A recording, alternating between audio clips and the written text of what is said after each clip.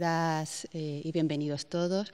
Quiero agradecer también, como el resto de mis compañeras de mesa, a todas las personas, instituciones que con su esfuerzo, su dedicación, su ilusión, sus ganas, su esfuerzo, diría, han hecho posible, todos los recursos aportados, han hecho posible que estemos hoy aquí abriendo este espacio de encuentro, de intercambio de experiencias, de creación de sinergias y de redes, como bien dice el título que le hemos dado a este segundo Congreso Internacional del IUEM. Voy a regresar a mi palabra clave, la que ha guiado los pasos de la idea y la organización de este segundo Congreso Internacional del IUEM.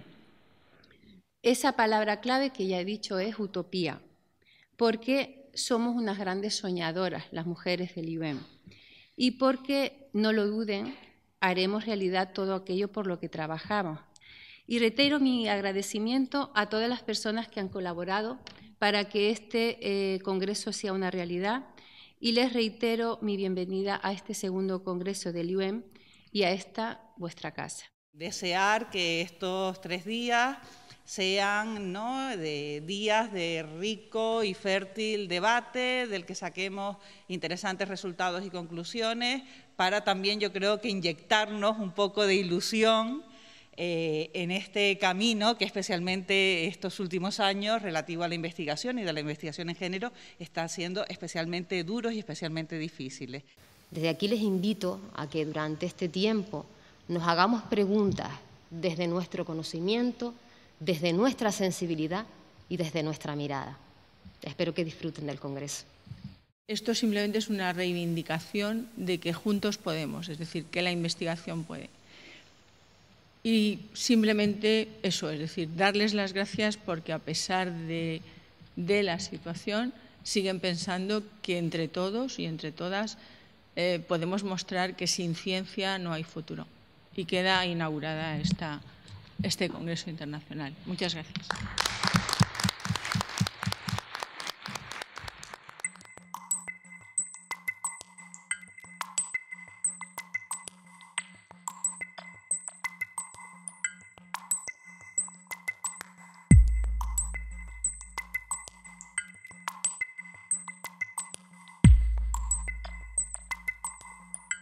Aquí aparecen toda una serie de representaciones que tienen que ver con la cavidad, la concavidad del útero, la vulva y todo lo que se ha venido llamando arte coño, ¿no? Incluido el clítoris, labios mayores, labios menores, es decir, todo lo que es la representación del coño. Reclaman una cosa importantísima que se da en estos años, finales de los 70 y 80, que es que las mujeres no son objetos para la contemplación masculina, sino que son sujetos.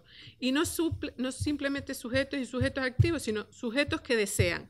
La pornografía no se puede entender sin la cultura en la que se da. Entonces, esa idea de que la cultura es un constructo, que la pornografía es un constructo cultural, que la pornografía va más allá de una necesidad biológica masculina, que por lo tanto es de naturaleza social y que por esa misma naturaleza social es socialmente compartida, pues bueno, se crea una ruptura bastante grande para hablar o no hablar, o para decirlo de otra manera, para ser ya más prosexo que negar el sexo. Y aparece aquí también en estos trabajos una idea del primer plano. Todo esto ya se expone sin ningún tipo de decoro, sin pensar que somos obscenos, porque ya no hay cuerpo obsceno, sino mirada obscena. En el postporno es un movimiento artístico que reivindica todas las sexualidades dentro de estas representaciones sexuales. Aparecen las trans, las drag, las taradas, las perras, las intersex, las negras, las híbridas, las zorras y las gordas. Toda esta variedad de identidades aparece en este momento, y todo con una semiótica gore trans, donde la violencia es la única idea de resistencia a estos cánones heteronormativos. Y hay dos cosas que no voy a dejar de decir porque es que me llama mucho la atención: cómo en la actualidad todavía la brujería existe, y ellas me han permitido ver cómo la brujería desde el siglo XVI aparece hasta ahora. Se les acusa de lo mismo que a las brujas en aquella época, de cuerpos rebeldes, y cómo todo esto dentro de un espacio urbano supervigilado, ¿no?, en el sentido panóptico, y controlado, vigilado, con cámaras fotográficas y tal, cámaras de vídeo, resulta que a la vez todavía se sigue y se quiere invisibilizar al cuerpo femenino que nos sirve la norma heteronormativa en nuestra sociedad. Tenemos como una dualidad, estaba hablando al principio que son dos personas distintas y obviamente tienen derecho a vivir el mismo proceso de manera distinta. Y entonces aquí tenemos la visión de Najat al-Hashmi y la de Laila Carrouch, ¿no? Najat al-Hashmi, su ideal es este que pone aquí, ¿no? El ideal imaginario, la existencia del cual es necesaria para seguir adelante. El mío es poder dejar de hablar de inmigración algún día, no tener que dar más vueltas a las etiquetas, no tener que explicar por enésima vez de dónde vengo, o como mínimo que este hecho no tenga el peso específico que tiene. Es decir, que quiere ya que se deje de hablar continuamente de sus orígenes. En cambio, Laila Carrouch, en su última obra, como decía al principio, parece que el peso del origen va creciendo, ¿no? Y así nos lo dice. La cultura de nacimiento me marcó más de lo que me podía imaginar. Las huellas de mis antepasados se van acentuando sin parar con los años y la distancia. No lo puedo evitar, tampoco tengo claro si quiero borrar esas huellas de nadador que siempre he llevado en la sangre y que me pesarán, atención con el término, porque me pesarán a lo largo de la vida, una vida que al fin y al cabo no es mejor ni peor que otra, una vida que simplemente es diferente. Es lo mismo, pero las actitudes son totalmente distintas, ¿no? Hay una metáfora que habla, ¿no?, de este sentido de culpa de estar siempre no integrado o no perteneciendo al sitio donde estás. Cuando están en Cataluña son las moras, cuando están en Marruecos son las catalanas, es decir, nunca están. Y entonces la metáfora de la chica que se siente libre en el avión, porque es el único lugar donde no le están retrayendo que no sea ni de un lado ni del otro, ¿no? Es el no land, entonces esa libertad. Es una escritura de denuncia hasta un punto, tampoco puede ser más o menos de ruptura, y lo que también cabría ver es cómo está la balanza, ¿no? Se denuncia el machismo, el patriarcado de la sociedad, de las costumbres marroquíes, no tanto de la española, y en cambio el racismo e incluso la condescendencia con la que se las trata muy a menudo. Como diría Hashmi, estamos en una generación de frontera. Les da bastante rabia que se hable de segunda generación, porque segunda generación de qué, ellas no han emigrado, ¿no? O sea, el que había emigrado son los padres, ellas ya se sienten catalanas, pero parece que incluso sus hijos van a tener todavía una etiqueta que es la tercera generación, y bueno, vamos a estar ahí con generaciones, pero es interesante como mínimo esta generación de frontera, porque es una voz que hasta ahora habíamos oído poco aquí.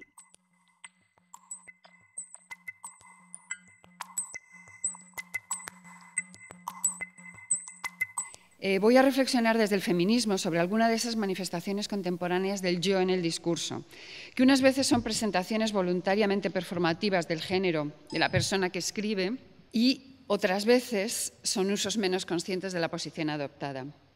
Entre otros fenómenos que llevo tiempo detectando, en los que la huella del género de la persona enunciadora es palpable y además se rompe la lógica de la gramática patriarcal, que son los tres fenómenos que a mí me interesa explorar hoy, la lenta pero incesante difusión del femenino universal lo convierte en un fenómeno interesantísimo para los feminismos, porque este uso arrebata textualmente a los varones la legitimación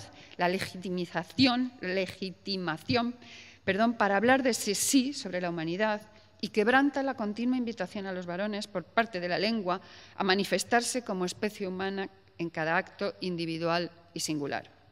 El femenino universal compartido suele responder a unas subjetividades solidarias que se enuncian integrándose en un grupo y desean dejar claro que es un grupo mixto. No son solo mujeres, pero tampoco son solo hombres. Tales manifestaciones no hacen daño, son muestras de cortesía verbal, educan a quienes la leen o quienes las escuchan y hacen visibles la construcción ideológica de la gramática patriarcal. Por tanto, pese a sus contradicciones, el femenino universal compartido abre huecos a nuevas identidades y destapa al grupo que antes quedaba oculto, que es el femenino. Bienvenidas sean. Lo más relevante de esto es el punto de vista adaptado para las hablantes, el hecho trascendental de que las mujeres tomen el foco, la cámara, el habla y se sitúen en el centro. Ahí radica su revolucionaria aportación a la lengua y a la cultura. Las nuevas subjetividades que dejan sus huellas en este uso lingüístico enuncian identidades que han dejado de creerse subalternas. Para el sistema gramatical, este movimiento puede ayudar a que el sistema de género, totalmente inestable, como he dicho antes, se siga transformando. El masculino como género marcado y androcéntrico ha empezado a desplazarse. Y cuando un elemento se desplaza, otros lo siguen, y el desplazamiento puede afectar a todo el sistema. No hoy, ni mañana, con tiempo. El androcentrismo de las antiguas subjetividades, la mía, la vuestra, que aprisionaba nuestras mentes y limitaba nuestras posibilidades de ser y hablar, se quiebra en estos usos. El universo femenino empieza a permitirnos hablar desde nuestros cuerpos y no alienarnos dentro de ellos. Si soy humana, puedo representar al ser humano de igual forma que un hombre. No me resigno a quedarme en los márgenes de la enunciación y me apropio de la lengua y conmigo avanza la gramática, y viceversa. La intervención textual que llevamos tiempo propugnando como uso no sexista de la lengua no es suficiente.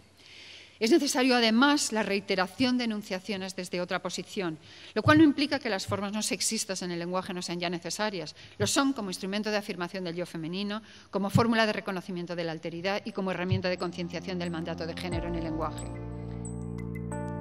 La idea de este congreso surge a partir del éxito que hace unos años tuvo el primer congreso internacional denominado Género y Frontera.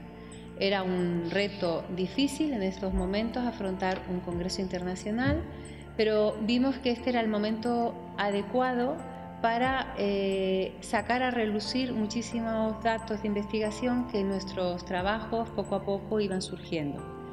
También el apoyo de los diferentes grupos de investigación y proyectos de investigación financiados que tenemos asociados al instituto hicieron posible que poco a poco fuésemos creando la idea, gestando la idea de un congreso donde diera cabida no solo a nuestra producción, sino a la de un número de investigadoras y de investigadores que se acercaran hasta nuestro instituto y pudiéramos establecer una red para el futuro. Eso un poco da la idea del nombre del congreso y también da la idea de que tenga 6 ejes paralelos donde se condensan las grandes líneas de investigación en las que estamos trabajando.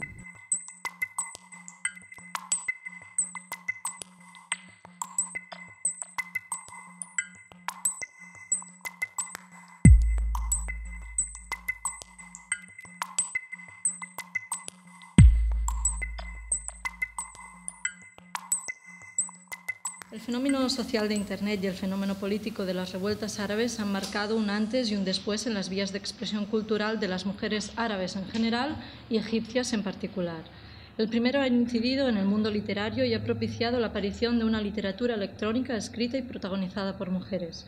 Con su actividad y uso de las nuevas tecnologías, las mujeres en el mundo árabe están redefiniendo los roles patriarcales y poniendo en cuestión las instituciones que sociocultural, económica y políticamente los sustentan. Paralelamente a las revueltas en Egipto, los graffiti empezaron a aparecer en las calles. Las demandas de pan, libertad, justicia social y dignidad humana que se gritaban en las manifestaciones empezaron a aparecer en los muros de la capital y a atraer las miradas de todo el mundo como testigos de lo que estaba pasando en el país. Una gran parte de la producción de graffiti hecha por mujeres en los últimos 2 años en Egipto ha ido ligada a las campañas de reivindicación de derechos de las mujeres, que han ganado especial fuerza en el país a partir de las revueltas. Surgió la campaña The Uprising of Women in the Arab World, promovida por numerosos activistas de todo el mundo árabe y con una especial relevancia en Egipto. Los datos de las encuestas del 2008 que realizó el Egyptian Center for Women's Rights y que aún hoy en día se usan para tratar el tema, pusieron de relieve uno de los problemas sociales que más afectan a las mujeres egipcias, ya que el 83% de ellas ha sufrido acoso sexual por la calle al menos una vez en su vida y casi la mitad denuncian que lo sufren a diario. Frente a este problema ha nacido la iniciativa de Harass Map, para poner en un mapa los casos de violencia sexual contra las mujeres, ofrecer números de ayuda y prevenir más ataques en los días de protesta. Son formatos contundentes, más directos en su relación con el público que el resto de formatos, especialmente el graffiti, sin intermediarios y con la autocensura como único tipo de censura. Estas escritores y artistas no están jugando a ser aceptadas por el establishment actual y se sirven de formas de cultura popular para llegar a un público más amplio y así lanzar un mensaje más directo. Sus objetivos de comunicación y activismo van de la mano de las formas artística y literaria que están eligiendo. En los dos casos tenemos un destinatario común, es que es el gran público. Ni blogueras ni artistas pretenden lanzar su mensaje exclusivamente a las mujeres. Concluir que la producción cultural de las mujeres egipcias de principios del siglo XXI lo tiene difícil para quedarse al margen del contexto sociopolítico del país y directa o indirectamente interviene en la conformación de este. Estamos delante de una nueva forma de negociación del terreno en la esfera pública, donde las mujeres tienen armas suficientes para hacerse ver y oír y medios para llegar a todas partes. Muchas gracias. El sector de las tecnologías, de la información y la comunicación es uno de los motores más importantes de la sociedad contemporánea y uno donde las desigualdades son más evidentes.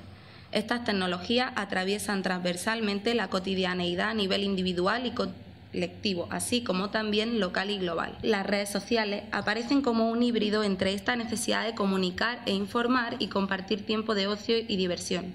Son el encuentro cibernético por excelencia en la sociedad contemporánea. Estas plataformas sostienen diversas formas de comunicación que combinan y transforman antiguos vehículos de comunicación, así como también la comunicación en sí misma. Para estudiar la transformación del género o el género como diferencia ontológica de opresión en estos contextos, algo más que un análisis de contenido de comentarios es necesario.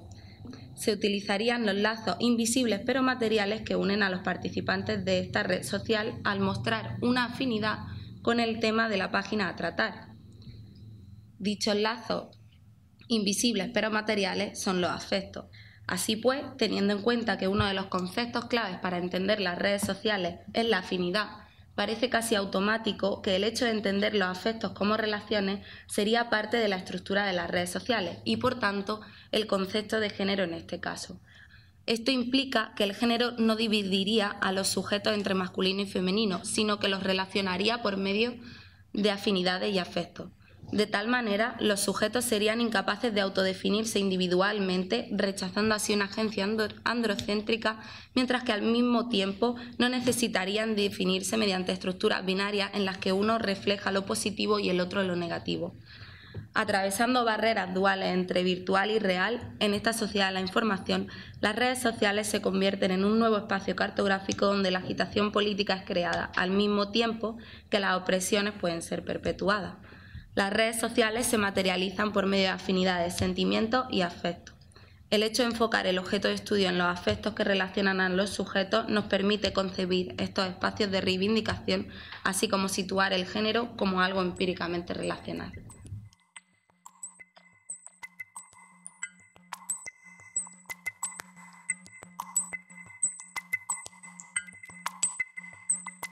Se supone que vivimos en una sociedad que fomenta la igualdad de oportunidades entre hombres y mujeres, pero luego en la práctica, en la realidad, nos encontramos que existen todavía muchos roles y estereotipos de género y que esos agentes socializadores, como son los profesores de secundaria, profesores y profesoras de secundaria y los padres y madres de niños y niñas de secundaria, están continuamente reproduciendo esos roles y estereotipos de género. Yo creo que también es muy importante que no solamente hayan chicas, porque si las actividades están dirigidas a chicas, es muy importante que haya chicas, por supuesto, pero también es muy importante que los compañeros en la adolescencia, y dada la influencia del entorno y dada la influencia del grupo de pares, los niños también sepan la importancia que es que haya mujeres en ámbitos tecnológicos, que haya chicas que pueden elegir carreras técnicas y ámbitos tecnológicos y que sean sensibles a ese tema. O sea, no solamente sirve que nos dirijamos a las propias mujeres, ¿no? A las propias niñas potencialmente interesadas en las carreras tecnológicas, sino también es muy importante que los propios niños, compañeros, porque ellos ejercen mucha presión y tenemos que tener en cuenta que las decisiones más importantes que tomamos en nuestra vida suelen ser las que están en el ámbito de la educación secundaria. Los libros de textos y el material de texto de secundaria, pues en muchos casos, a pesar de los esfuerzos que se está haciendo para que eso no ocurra, fomentan los estereotipos de género. Entonces, si vemos, por ejemplo, la existencia, la falta de modelos femeninos, el hecho de que, por ejemplo, en la historia, en las ciencias, no se pongan modelos femeninos de mujeres que hayan tenido éxito, que las hay, y unas cuantas en el ámbito de la ciencia, pues lógicamente los chicos y las chicas, ambos, se van a dar la idea de que las mujeres han tenido un papel cero patatero en este ámbito, y no es cierto. Es muy importante que este tipo de cuestiones las cuidemos y que las tengamos en cuenta porque influyen enormemente, mucho más de lo que nos creemos, en las creencias y las expectativas que los chicos y las chicas tienen con respecto a la presencia y el rol de las mujeres y de los hombres en los diferentes ámbitos. Es muy importante que exista una intervención integral por parte de los diferentes agentes educativos para paliar estas diferencias, ¿no? Es muy importante, y yo siempre insisto en esto, porque siempre en las cuestiones de género hay muchas más mujeres que hombres. Es que esto atañe tanto a hombres como a mujeres y es muy importante que también los niños, las niñas, los adolescentes, hombres, todos los varones sean conscientes de este tema y sepan que existe un problema que está aquí, que tenemos que tratar de evitar entre todos, porque todos somos hermanos, hermanas, hijos e hijas, padres, madres, etcétera, ¿no? Y vivimos en una sociedad que por lo menos tenemos que intentar vivir en valores basados en la equidad y la igualdad de oportunidades.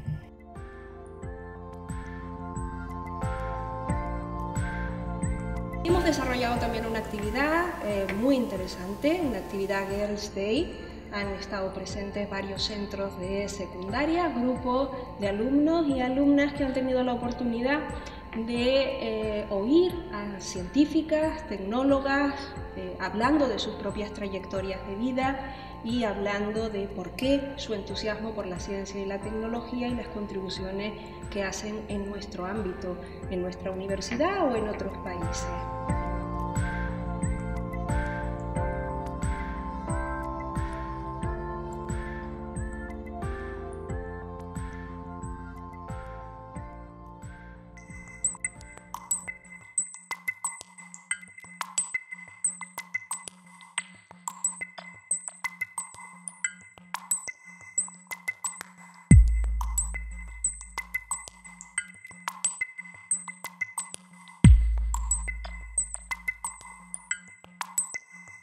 In Morocco, women are still underrepresented in a significant way in most sectors, and especially in scientific fields. So we can say in Morocco there is women participate or have access to many positions. There is many changes. So they occupy positions as ministers, ambassadors, parliamentarians, magistrates, and also. And they participate actively in development. However, women are still underrepresented in a significant way in most sectors. Actually, the girls are becoming more numerous at school, and they do better in baccalaureate and also at university. Here I give the number of the new entrants to the university. So the percentage change is about 30%. So there is an increase of women in the university. But we can say that women are still underrepresented in most areas of science, particularly in technology, science, and engineering. People still think that and define certain careers as male or female. As a consequence of this situation, the proportion of women occupying leadership positions is very low or sometimes non-existent. So why this gender imbalance, and why we establish a certain balance in the representation of women and men, and what must we do to change this situation? Recently, Moroccan government is discussing the possibility to have parity, equality between men and women. And for this purpose, they create an authority for equality and now it is at the stage of discussion. They are discussing this. Lo que os vengo a contar es un caso de una política pública y es un caso práctico, es un instrumento de una política pública al servicio, en este caso, de incorporar el principio de igualdad de oportunidades, el principio de igualdad de oportunidades entre mujeres y hombres a una cuestión muy concreta como es los fondos comunitarios. La importancia que tienen los fondos comunitarios en las políticas públicas de los países europeos, y en particular de los países meridionales, es trascendente. Es conseguir que ese dinero se gaste con una orientación que contribuya a mejorar la situación de igualdad entre hombres y mujeres es muy importante. Vamos a tratar de asegurar que progresivamente todo el dinero que desde Europa se destina a distintas políticas en España no contribuye a acentuar las desigualdades de género, no contribuye a acentuar las brechas y a ser posible vayamos incorporando líneas para que esas brechas se atenúen. La red de políticas de igualdad, por tanto, es un intento de poner juntos a todos los gestores de fondos comunitarios a los responsables de género y tratar de encontrar mecanismos desde la sutileza para que sin que haya una, digamos, presión dogmática, las actitudes se incorporen. Lo que pretendemos, en lo que estamos ahora mismo, y esta presentación forma parte de este proceso, primero es poner en valor lo que hemos hecho. Es decir, bueno, se ha conseguido una cierta visibilidad, las autoridades de gestión de fondos ya resuelven este tema, tenemos algunas aplicaciones prácticas, hemos conseguido trabajo sinérgico entre distintos miembros de la red, diferentes comunidades autónomas se han conjuntado a raíz de estar en la red y han presentado programas de distintas entidades comunitarias. Yo creo que hemos fortalecido estructura y contenidos, hemos generado vínculos, sobre todo hemos generado vínculos, y esto es muy importante, entre los gestores y los organismos de igualdad. Es decir, hasta la creación de la red, los organismos de igualdad, sobre todo en las comunidades autónomas, no consideraban a los gestores públicos como una interlocución con sus políticos. Es decir, hay una cierta tendencia, equivocada a mi modo de ver, de pensar que los organismos de igualdad trabajan básicamente con mujeres. Entonces, con asociación de mujeres, con colectivos de mujeres. Esto es un error. O sea, hay que trabajar con todos los ámbitos de la sociedad, en particular con los ámbitos de la sociedad que tienen capacidad para cambiar la realidad. Hemos creado como un modelo de intervención distinto, donde el primer paso sería la sensibilización y la toma de conciencia al conjunto de actores, actrices y agentes con poder en la toma de decisiones sobre la existencia de desigualdades entre mujeres y hombres y la respuesta individual y colectiva de la respuesta. El segundo paso es arbitrar una estrategia orientada siempre a la información, la coparticipación y el compromiso activo. Bien, el marco estratégico tiene, ahí lo ven, por un lado, lo que es el cuerpo teórico-práctico, donde se sustenta el conjunto de actuaciones políticas de igualdad a poner en marcha durante los próximos años en la isla de Tenerife, y por otro lado, paralelamente, arbitrar una red, que la red es la red insular de entidades públicas y privadas para el establecimiento de alianzas y consensos en políticas de igualdad de oportunidades entre mujeres y hombres.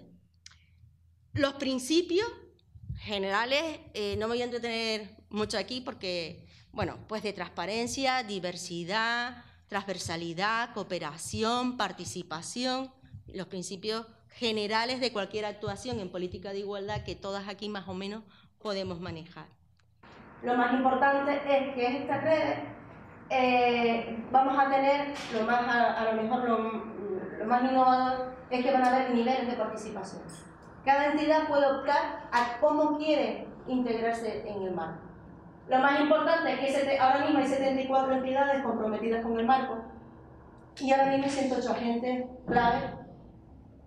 Y otro de los grandes retos es la continuidad de la red insular más allá del plazo de vigencia. Queremos que la red, si somos capaces de consolidarla, permanezca en el tiempo, que se acabe el marco estratégico, que inventemos cualquier otra cosa, pero que esa red es importante.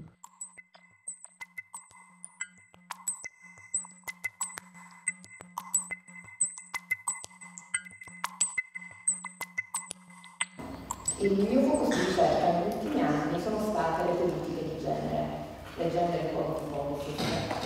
Quindi da un lato, quando parliamo di gender equality, facciamo riferimento a processi di democratizzazione e dall'altro facciamo riferimento anche però a un processo di tipo tecnocratico, burocratico.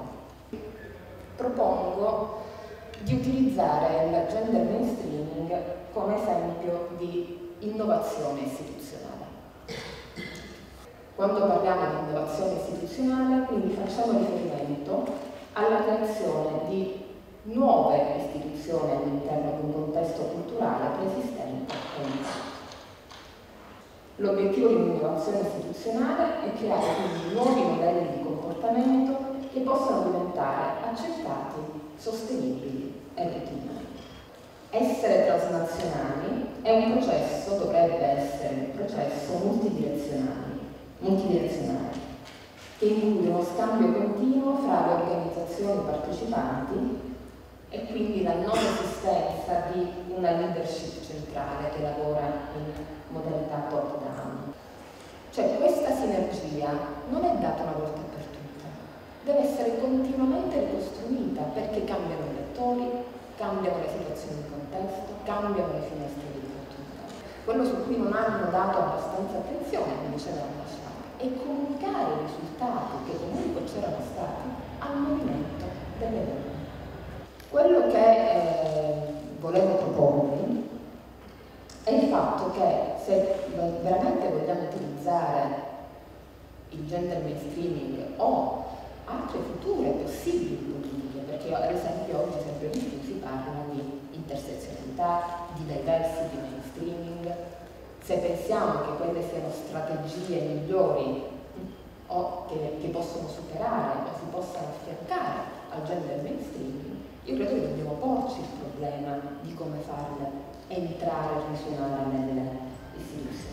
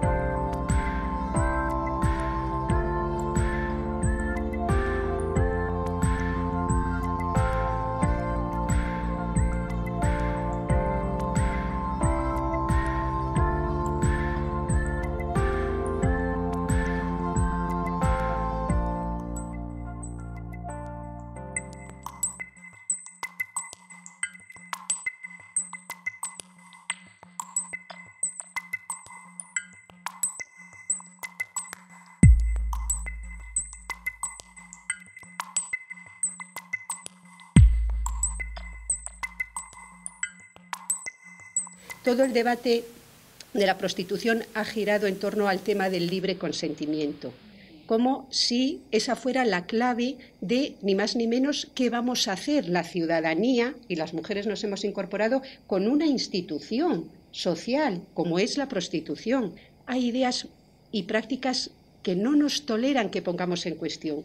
Y como pensaban las sufragistas del 19 cuando decían, creemos que tras el no dejarnos votar hay algo mucho más fuerte detrás, que lo que quieren los hombres no es restarnos los derechos políticos sin más, sino que es para otras consecuencias, como por ejemplo el libre acceso al cuerpo de las mujeres. Durante varias décadas, desde la teoría feminista, se nos ha consentido, entre comillas, criticar muchas instituciones, muchas prácticas, pero con la sexualidad no nos dejan.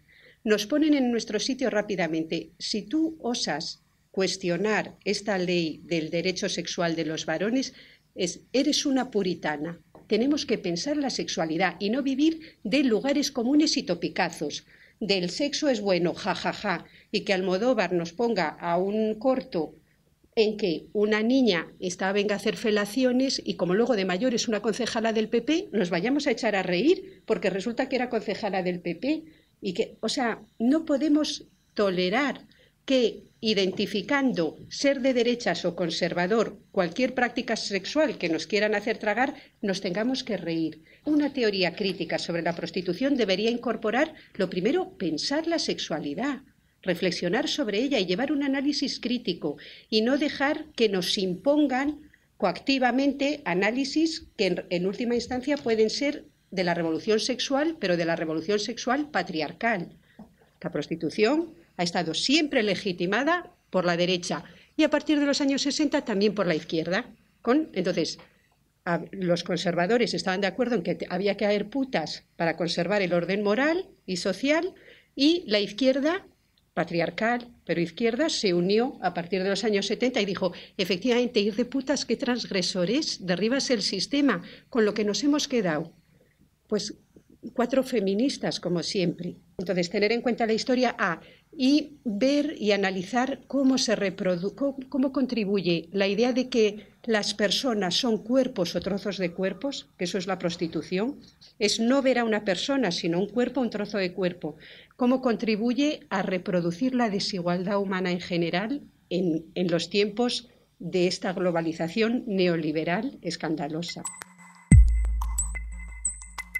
Es una cuestión de derechos humanos, la visibilización de una vez por todas de las migraciones de estas mujeres y de estas niñas, pero no solo de las migraciones de mujeres y niñas, sino de las interseccionalidades o las opresiones a las que están sometidas tanto en destino como en origen y en trayecto, ¿no?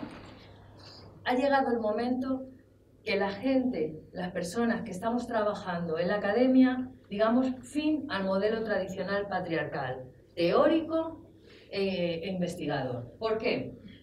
Pues porque las teorías generales de la migración, desde mi perspectiva, están bajo sospecha por sexismo. No es que estén bajo sospecha, intentan ser un poquito correcta.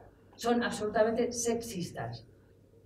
En todo el trabajo de campo he descubierto que el coste de las migraciones en las mujeres y niñas es infinitamente más elevado que en el de los hombres y niños. Es decir, tardan más en cumplir el proyecto migratorio, les cuesta más, están sometidos a múltiples vulnerabilidades durante y en el momento que llegan, etcétera, etcétera. Bueno, los hombres, los niños, se les somete a trabajos de intendencia, ayudar a coger madera para elaborar barcas, etcétera, etcétera. Y a las mujeres se las explota normalmente, habitualmente, sexualmente.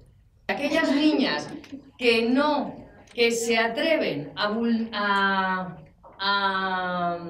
vulnerar la tradición, es decir, que deciden hacer un proyecto migratorio autónomo, como de naturaleza liberadora, dejan de tener el apoyo de la comunidad y de sus propias familias, con lo que ello conlleva de falta de medios económicos, etcétera, etcétera. Mientras que los hombres y los niños sí cuentan con ese apoyo.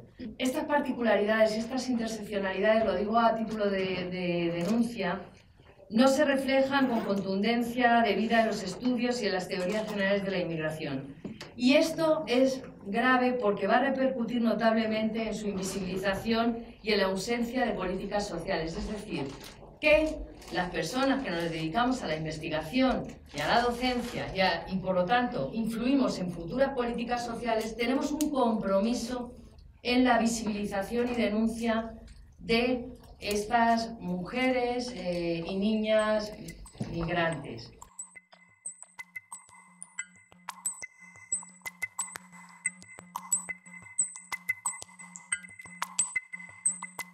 La ponencia es un metacomentario sobre la tremenda importancia de las intervenciones transnacionales chicanas y mexicanas dentro de los discursos de globalización, raza, violencia y género. Bueno, los feminicidios que son motivados por cuestiones de sexo, género, raza, estatus migratorio, etc., de Ciudad Juárez ha sido cubiertos por una gran cantidad de reportajes periodísticos, televisos, académicos, convirtiéndose en un tema clave del debate transfronterizo entre feministas chicanas y mexicanas desde mediados de 1990.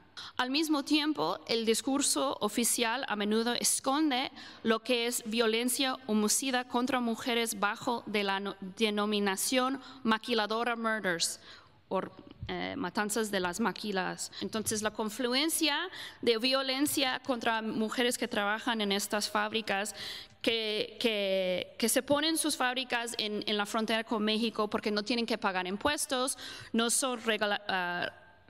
son bajo de las reglas normales de producción, de condiciones de trabajo, y más o menos no solo es un abuso del fuerza de obrera mexicana, pero ganan mucho dinero en estas fábricas del extranjero porque es un free trade zone. Es que hay discretas discusiones sobre el feminismo y el feminicidio de Estados Unidos de mujeres minoritarias chicanas, ¿no?, que son mexicanas del otro lado, y un discreto discurso llegando de México. Y es como estamos hablando así y no en puntos de contactos como concretos. Hay que destacar el testimonio de la madre de una desaparecida que se llama Silvia Arce y su madre Eva Arce. Estas dos mujeres, Eva y Silvia Arce, trabajaron con las madres de las mujeres desaparecidas en Juárez. Les trajeron comida durante sus vacaciones y más tarde Silvia desapareció a manos de un grupo de hombres del gobierno local en Juárez. El hecho de que Eva sea continuamente vigilada sugería que incluso si ella quiere descansar, el Estado no le dejara hacerlo. Este está mucho más ocupado en mantenerla en su constante estado de terror que en un estado de paz, porque como una madre pobre de clase trabajadora y realiza demandas a su nación, está yendo contra lo que ella percibe como sus derechos, que no son inexistentes.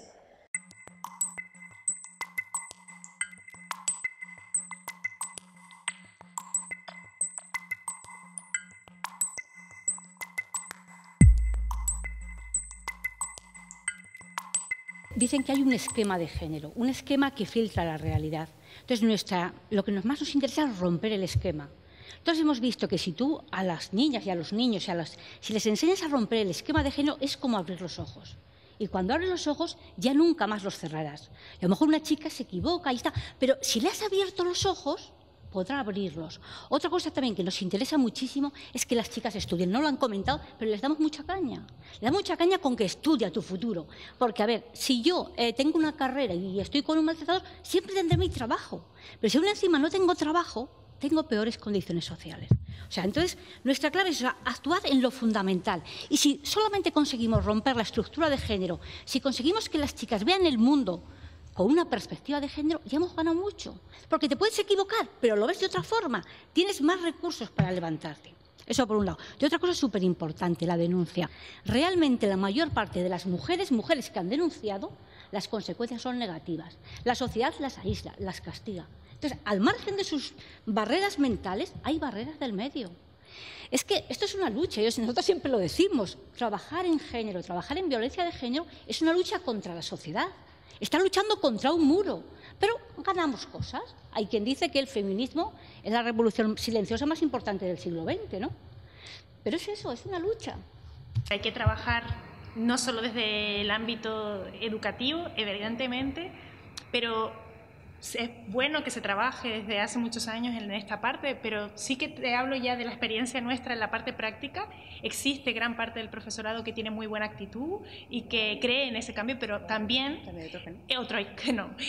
Nos ha pasado de comentarios al salir de la sesión, es decir, estamos trabajando una sesión de género y hay un comentario de esto de las mujeres que quieren la igualdad. Ese tipo de cosas, es decir, la persona, el profesor o la profesora que está ahí y que es su modelo, no nosotras que al final estamos un curso, como ha dicho la compañera, está dejando clara cuál es su creencia acerca del tema. Entonces, no basta, es un agente más de socialización y efectivamente hay que abordarlo desde toda la sociedad. Por eso también los medios de comunicación no solo estamos hablando de, es una parte más, pero tal y como decía Pilar, si despertamos, aunque sea un poco, y de esos 65, en 10, ese pensamiento crítico, es posible que esto esté haciendo, está mal, o esto hemos conseguido algo, ¿no? Y hay que seguir avanzando y hay que seguir estudiando, y yo creo que esa es la clave, ¿no?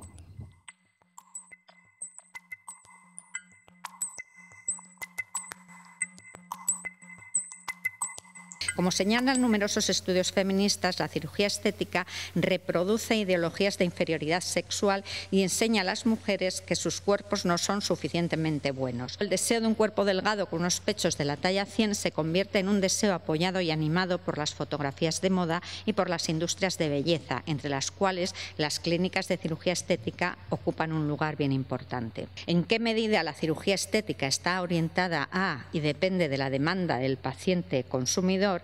Es relevante para su evaluación ética desde la perspectiva de la ética médica y de la integridad profesional de los médicos, lo que se ve muy bien en el uso de los anuncios en cirugía estética. Para dar visos de legitimidad médica estándar a la cirugía estética, los cirujanos estéticos han inventado categorías diagnósticas que justifican la intervención quirúrgica estética, sobre todo el complejo de inferioridad o el aumento de la autoestima. Aunque críticamente podemos considerar que un diagnóstico médico semejante es falso o fraudulento, la necesidad sentida de invocar alguna categoría diagnóstica para justificar la cirugía estética da cuenta de hasta qué punto es necesario un diagnóstico objetivo para que haya tratamiento médico legítimo. La evaluación crítica de la cirugía estética desde la perspectiva ética y feminista es fundamental. La moralidad interna de la medicina saca a la luz consideraciones y preocupaciones éticas que están bajo la superficie de la corriente principal de la bioética. La visión feminista arroja luz sobre los cánones de belleza, las constricciones culturales, la posible agencialidad o no, etc. Pero el desarrollo de nuevas intervenciones que pretenden mejorar las habilidades humanas y el bienestar objetivo, en contraste con tratar la enfermedad, las heridas y las disfunciones, puede hacer que estas perspectivas logren mayor prominencia, refinamiento y profundidad. En nuestra sociedad patriarcal, las mujeres son objeto de deseo y se las intenta forzar a construir su identidad en función de ese deseo. Podemos afirmar que virtualmente para todas las mujeres como mujeres, el éxito se define en términos de patrones entrelazados de obligación. La obligación de ser atractiva, la maternidad obligatoria, la heterosexualidad obligatoria, patrones que determinan los límites legítimos de atracción y maternidad en vez de aspirar a ideales centrados en la mujer y autodeterminados de salud e integridad. Lo atractivo de las mujeres se define como atractivo para los hombres. El erotismo de las mujeres se define como inexistente o patológico o está dirigido a fines fálicos. Una mujer que no reproduzca los cánones estéticos de belleza, es decir, que no sea deseable, apetecible para el hombre, será incompleta y defectuosa, no natural, no se ajustará a lo que la sociedad espera de ella. La cirugía estética es la solución tecnológica que se ofrece a las mujeres para calmar su insatisfacción y hacer uso de su libertad para reestructurar sus cuerpos en función de las demandas de lo que por su naturaleza exige la sociedad. Muchas gracias. El congreso ha sido interdisciplinar, con lo cual todas aprendemos mucho de otros enfoques en torno a problemas tan importantes como la violencia de género, las desigualdades entre hombres y mujeres, la construcción de un conocimiento y una ciencia sin sesgo androcéntrico y sobre todo la consolidación de redes de investigación aquí desde Canarias, que tenemos esa vocación universitaria de ligar lo europeo, lo africano y lo latinoamericano sobre todo.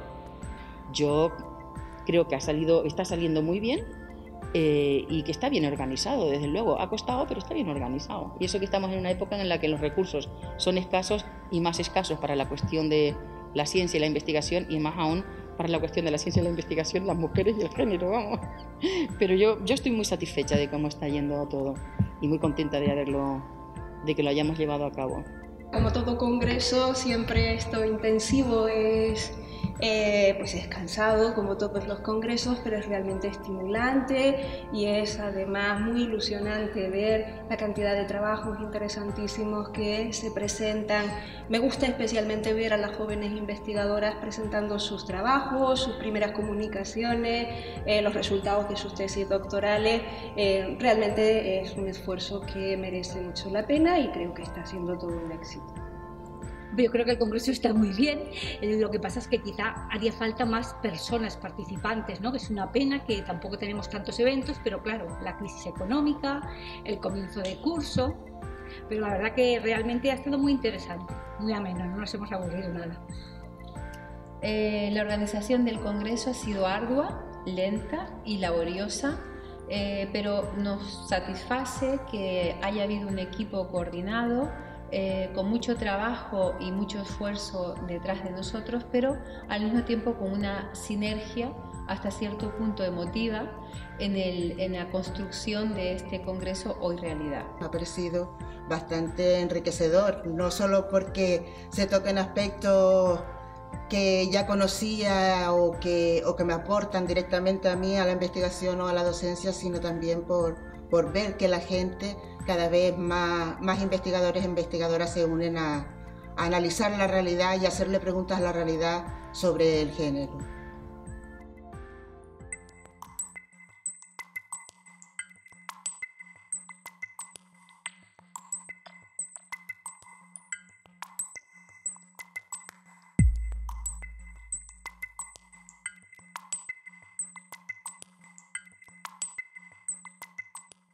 ¿Qué vino primero, el sexo o el género? Esta es la pregunta de Judith Butler en El género en disputa. La performatividad de género expondría entonces que la relación entre significado, género y cuerpo, sexo, no es mimética, sino productiva y constitutiva, o, como expresa Butler, que no hay una identidad de género tras las expresiones de género que pareciesen ser exclusivamente sus resultados. Sin embargo, entender el sexo como un efecto del género no significa rechazar la materialidad del cuerpo, que es una de las críticas que se hace permanentemente a la teoría queer, porque esa materialidad se pondría en cuestión pero no sería estrictamente negada. Es decir, que podamos crear las representaciones de nuestros cuerpos a partir únicamente de nuestro deseo y libre arbitrio. Entender el género como performativo quiere decir analizar al mismo tiempo el género como un sistema de dominación de cuerpos basado en los pilares sociales del binarismo de género y la heteronormatividad y también la posibilidad de subvertir esta dominación. Por ejemplo, la performance drag king no sería solo un acto teatral o metafórico, sino más bien un acto político de resignificación de la norma. Si consideramos los términos performance de género y performatividad por separado, vemos una variedad de significados distintos en cada autor. Preciado niega que el género sea una performance porque no tiene una base teatral, sino una base y legitimación científica y tecnológica. Hay que decir que no solo es que hay una heterogeneidad en las definiciones de performance y performatividad, sino también en sus objetos de aplicación, que además varían de significado según el uso en diferentes lenguas. Performance tiene un espacio privilegiado entre el hecho y la ficción, lo cual puede ser muy útil para una teoría crítica feminista, ya que el sujeto del feminismo se mueve constantemente entre las representaciones históricas del género y la imaginación de un sujeto y una sociedad que están permanentemente en construcción. Sin duda, el punto de vista del género como algo que hacemos, algo que debe ser performado, ha implicado un cambio importante cuando se piensa en las relaciones de género. Usar este enfoque, el doing gender, reclama un cambio que implica pasar de ver hombres y mujeres como categorías autoevidentes a considerar el género como una práctica social. En el estudio de Powell, Barkington y Dainty exploraron las experiencias de mujeres estudiantes de ingeniería en su lugar de trabajo, un ambiente dominado por hombres. Hicieron uso del enfoque del doing gender para explicar su comportamiento y actitudes. Al hacerlo, nos dicen que las mujeres estudiantes de ingeniería estaban haciendo o realizando el género para enfrentarse a dicho entorno. comportándose en algunas ocasiones como uno de los chicos o incluso adoptando roles antifemeninos. En cierto modo, la feminidad se trata como algo que las mujeres tienen y escogen estratégicamente no expresar. Por tanto, de manera tácita, actuar de forma diferente a la feminidad normativa se entiende como si fuera algo menos natural que actuar de forma femenina. Por otra parte, también implica culpar a esas mujeres por no defender a su grupo. En este sentido, tenemos la sensación de que a pesar de que el enfoque del Doing Gender no trata de esencias, sino de prácticas, continuamos culpando a un sujeto, en este caso las mujeres, por reproducir las culturas de género en las que trabajan. Quizás, como argumenta Kellan, negar el género es también hacer el género. Sin embargo, no es una cuestión de negar un género. Es decir, cuando las mujeres no se definen a sí mismas como mujeres femeninas, o se visten como hombres, o son asertivas, no están negando su género, sino distanciándose de la feminidad normativa.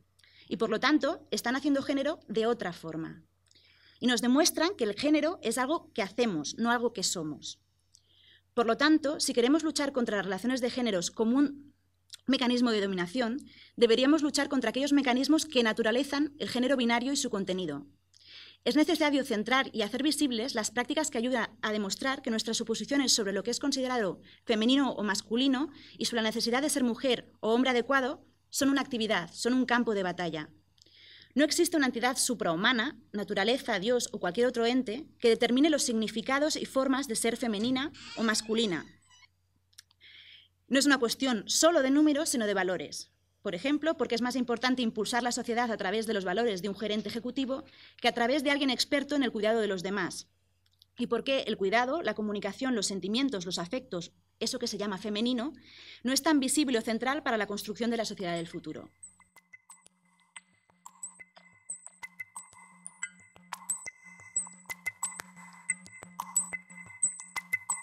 La ciencia no es neutra y objetiva, o por lo menos no es tan neutra ni tan objetiva como nosotros que creemos.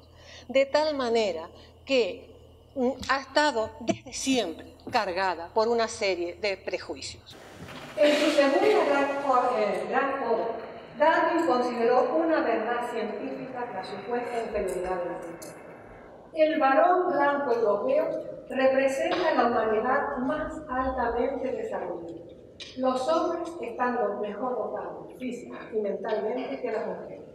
Literalmente Darwin dejó en la cuneta de la evolución a las mujeres. Se confirmó con toda su sabiduría, con todos sus argumentos, una forma de razonar que venía desde muy antes. Nos llama mucho la atención cómo es posible que la revolución darwiniana, que cambió profundamente el pensamiento biológico, que señaló que el ser humano también forma parte del universo regido por leyes naturales, que puso fin a la imagen antropocéntrica y especial de la humanidad, ¿cómo es posible que luego, en lo que respecta a las hembras, no modificase en nada, o prácticamente en nada, se sumase a prejuicios que venían desde la época de Aristóteles o desde más atrás todavía?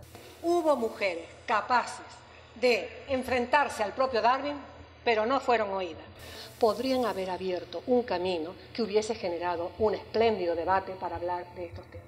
Pero, sin embargo, no fue así. Esto es una imagen absolutamente falsa que no tiene ningún rigor científico. Y, sin embargo, está metida en nuestro pensamiento como si fuese algo serio y peligroso. ¿Por qué? Nos está intentando mostrar que los seres humanos proceden de una manera lineal y de una manera progresiva desde un simio antropoide que paulatinamente ha ido como subiendo escalones, como cambiando, como mejorando, entre comillas, hasta convertirse en la humanidad actual. Por supuesto, esta imagen contiene un rasgo sexista enorme, porque sigue manteniendo la idea de que los que han evolucionado son los hombres. Si esto es una escala de progreso, el que más progreso ha alcanzado, el que más lejos ha llegado, es el varón blanco de origen europeo. También tenemos aquí una imagen subliminal en donde nos está mostrando el racismo. Es decir, cuanto más nos alejamos de los orígenes animales, más blancos somos. Ahora, en el siglo XXI, podemos llegar a una conclusión que parece obvia, ¿no?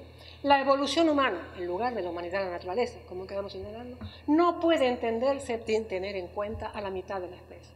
Si nuestra especie es muy diversa y muy variada, y la gente de color que puebla nuestro planeta es altamente numerosa, y no podemos entonces pensar que la evolución está dirigida al hombre blanco cuando hay tantísimos pueblos diversos en la Tierra, menos podemos pensar que vamos a entender la evolución humana dejando a un lado la mitad de la especie. La mitad, porque sean de color o blanco, la mitad son mujeres.